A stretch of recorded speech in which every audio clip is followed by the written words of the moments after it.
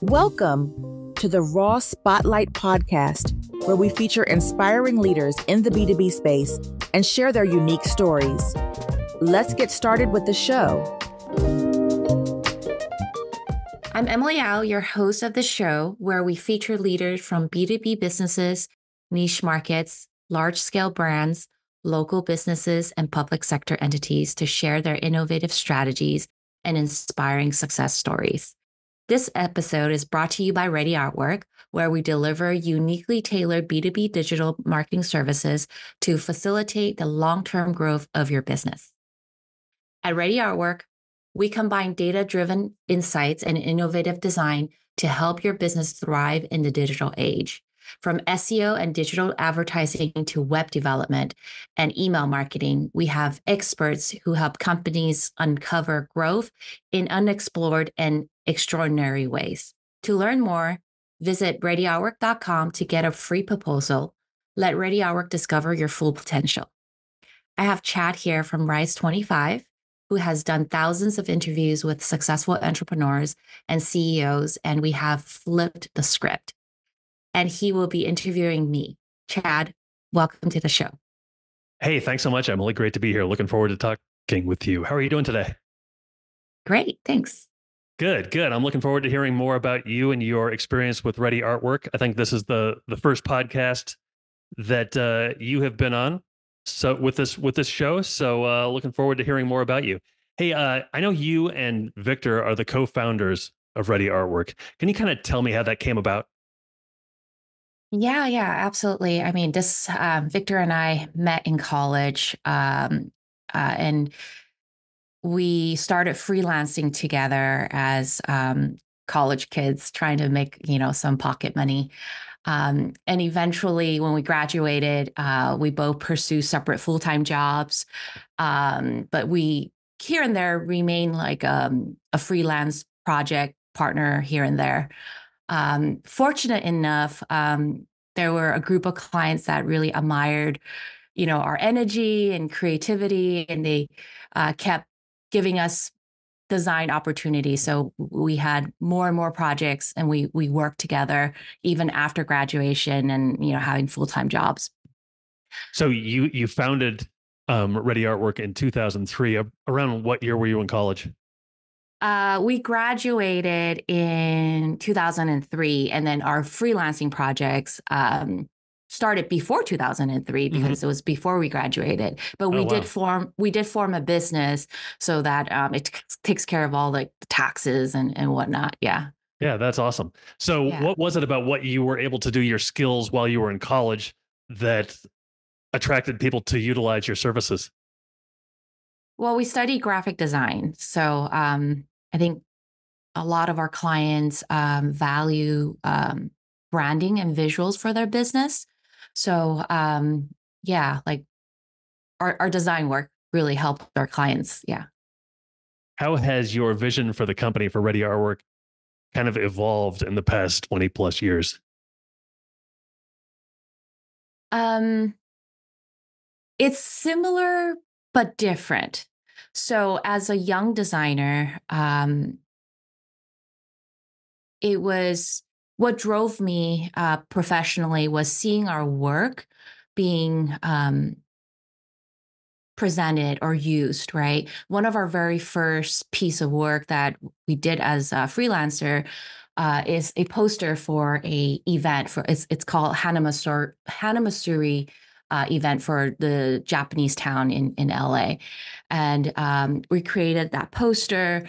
And that one random weekend, I went to a Japanese town and walked around. Every single store had our poster on it in Japanese town for a couple of blocks. Wow. Yeah, that was very humbling to me as a young designer. I was like, wow, that is cool. Like my design is affecting people in the community here, right, in downtown LA. Fast forward now, although we're not doing a lot of design work, we're doing more, not graphic design work, but we're doing a lot more web design or marketing campaigns and whatnot. We're doing the same thing. We're affecting a lot of businesses. Our work is affecting businesses, their community, their audience, but in a different way. We're more in the digital space. So we're able to drive leads for our clients. We're making an impact to their business in their growth. How important is UI or UX design in today's digital landscape? Uh, Very important. I think sometimes businesses don't pay enough attention to it, and UI UX is different from different type of industries, different culture, different regions, and all of that. Recently, I went to Japan, and their UI UX is completely different than the Americanized UI UX, but it's very important. User interface on a website, the experience of a customer coming to your website, it will drive an emotion, an attachment, an engagement, and ultimately, what do you want your audience to do on your platform, whether it be an app or a website or just a dashboard, right? What is the main CTA that you want them to do, and are you driving that message effectively? When you're a consumer who's kind of an expert in UI UX. Is there some common like thing where you can't believe businesses do their website this way? Like maybe a common mistake or a common annoyance? Yeah, all the time. They have 404 pages, just you know, very visible 404 pages. Navigation is not visible, or navigation is lacking in mobile view versus desktop view, or they only pay attention to desktop and they forget about mobile. But yeah, all the time. Is there a more important one to pay attention to, mobile or desktop? Or are they, I mean, I'm always on my phone. Is Mhm. it, is mobile almost more valuable than desktop, or am I speaking to over the top? I think the answer is it depends. It depends on your audience, depends on your industry and the type of users that will be coming to your Hmm. site. For B2B businesses, I think most of the time your audience may be coming in from desktop because they may be at work, right? So on desktop will make a lot of sense to make sure that your desktop experience is stellar. But if you are dealing with a lot of consumers and they may be browsing off hours, I think 9 out of 10 times people will be on their mobile devices. So you have to make sure that is it touch friendly? Is it a lot of scrolling to get to the places that you're trying to present? Are all of your interactions, does it work on mobile, right? So yeah, the answer is depends. But Google does favor and they do weigh in terms of SEO that you're basically mobile first. Do you have a good mobile experience?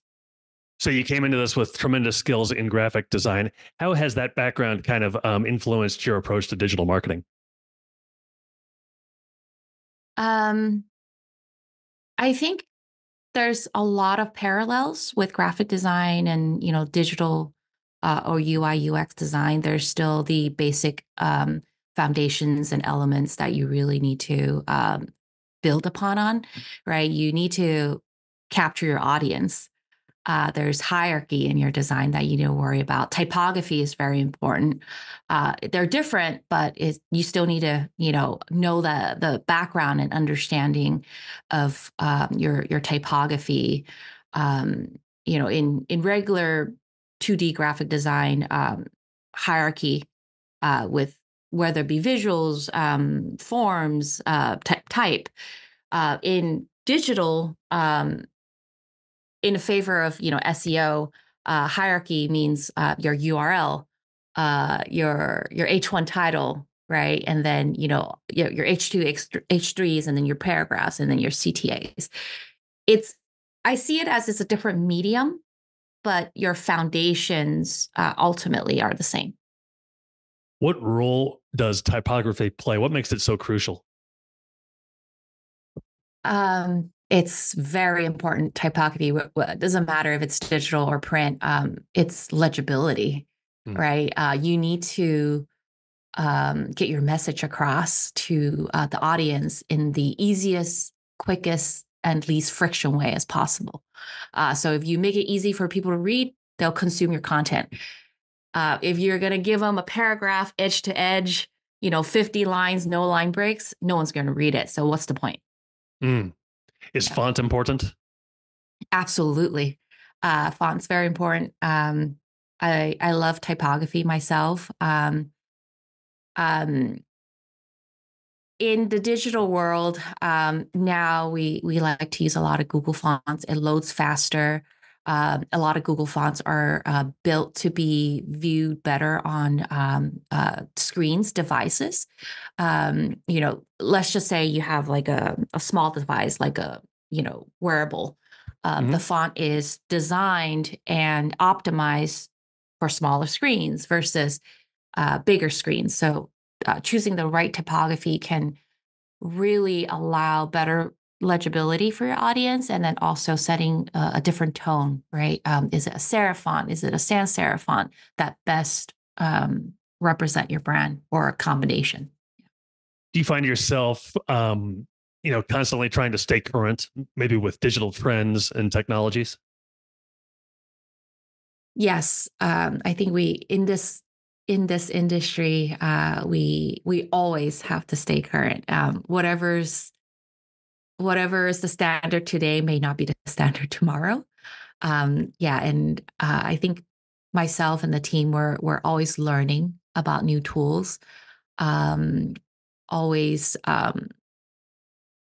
understanding and being open to um, integrating new features and tools or processes so that we can better,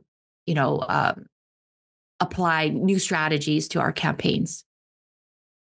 I know with your background, you're probably very creative, but you're also a business owner, a leader in a business. How do you kind of balance those two, the creativity along with business objectives? Yeah, it's a battle between my left and right brain a Sure. lot of times. But I think because I am in a lot of business meetings, it developed me as a better designer because I understand the pain points, or of business owners or business operators.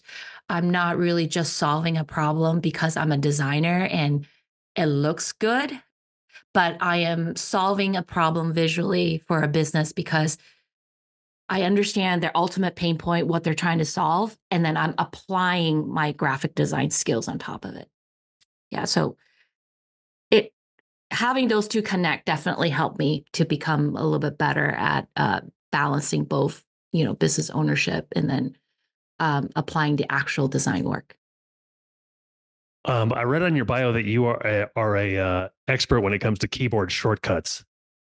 What's a keyboard shortcut that you use that probably nobody else uses?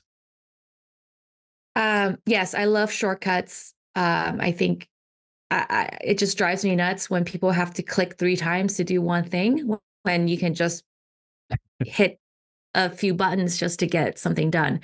Um, Back in the days, Control S is my biggest, my favorite shortcut, because nothing was on a cloud yet, right? Mm-hmm. If your computer freezes, then it's just you lose all of your work for the last couple of hours. That used to be my favorite. Current days, I think copy and paste is probably Sure. my most favorite shortcut. How going back to 2003, that's probably like 15 generations for the digital age. How has Ready Artwork changed from what you guys kind of specialize in, your main focus then, compared to now 2024? Yeah, we pivoted many times. We're not who we used to be. Um, my dad currently still tells his friends or family that I'm a graphic designer, because that's what I started as. But Hmm.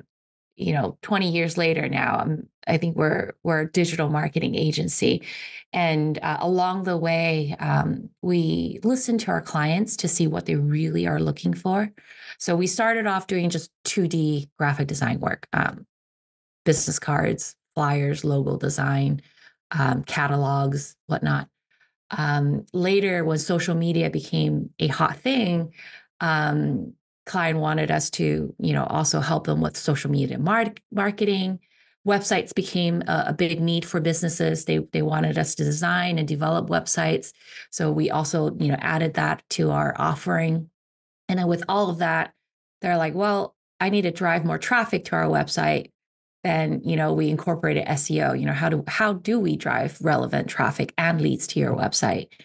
And later we did drop the actual organic social media, and we integrated paid social campaigns to our clients, as well as Google Ads. Now, fast forward, we're really a full service digital marketing agency. Yeah. Very nice. Very nice. What, let's say somebody came to you and said, like, I have this great idea for an agency. I'm going to do it. Maybe they're a recent college graduate or something like that. What advice could you give them based on your 20 plus years of experience that they probably wouldn't have learned in school?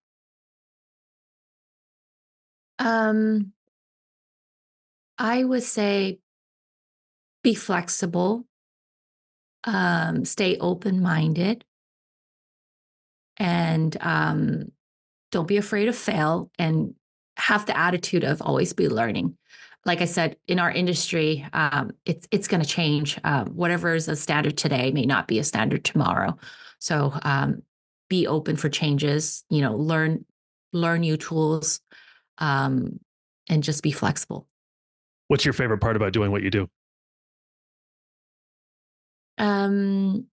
I like being able to have our work.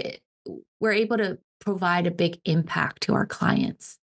And we're really solving that issue that the clients have, right? Sometimes they may not even be aware that they have a problem, but we're really solving that, and we're having an impact. Like, are we filling in their leads pipeline? Are we executing a good campaign that really is bringing them qualified, whether it be transactions or leads? Yeah. So this is your first podcast as the host of this show. It's almost over. Congratulations. What are you most looking forward to, about being the host of the show?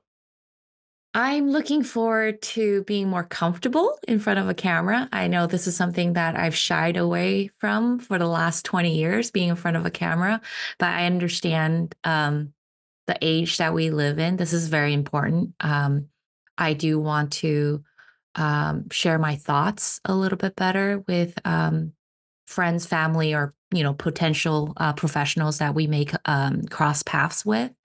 I just want to get better at this.